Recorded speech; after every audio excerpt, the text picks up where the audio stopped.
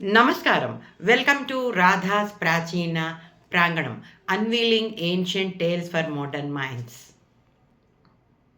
సప్త ఋషుల అనే శీర్షికలో భాగంగా మనము గౌతమ మహర్షి గురించి తెలుసుకుంటున్నామండి. ఇప్పటికీ కూడా గౌతమ ఋషి ఆశ్రమము ఉంది అని చెప్తారండి. ఇది ప్రాచీన మిథిలా విశ్వవిద్యాలయం.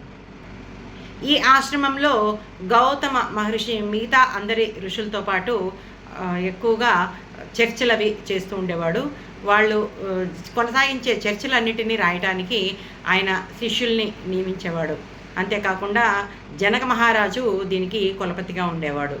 ఇది బీహార్లోని దర్భంగా జిల్లాలో ఉన్నటువంటి బ్రహ్మపూర్ అనే గ్రామంలో ఖిరోయి నది ఒడ్డున ఉందని చెప్తారు.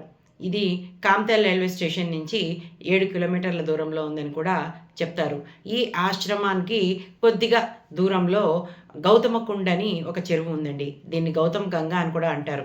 మీకు కనుక మన ప్రీవియస్ వీడియో చూసినట్టుంటే మీకు అర్థమై ఉంటుంది. పాటికి గోహత్య పాతకంలో ఉన్నటువంటి గౌతమ మహర్షి శివుణ్ణి ప్రార్థించి గంగని కిందకి తీసుకొస్తాడండి. ఆ గోవు చనిపోయిన ప్రదేశంలో ఆ గంగ పారేలాగా చేస్తాడు. ఆ ప్రదేశము ఇప్పటికీ ఇంకా ఉందని చెప్తారండి. అలాగే అహల్య స్థాన్ కూడా ఉందని చెప్తారు. ఇదండి సప్త ఋషులలో మూడవడైన గౌతమ మహర్షి గురించి. వచ్చే సంచికలో ఇంకొక మహర్షి గురించి తెలుసుకుందాం. అప్పటి వరకు సెలవు.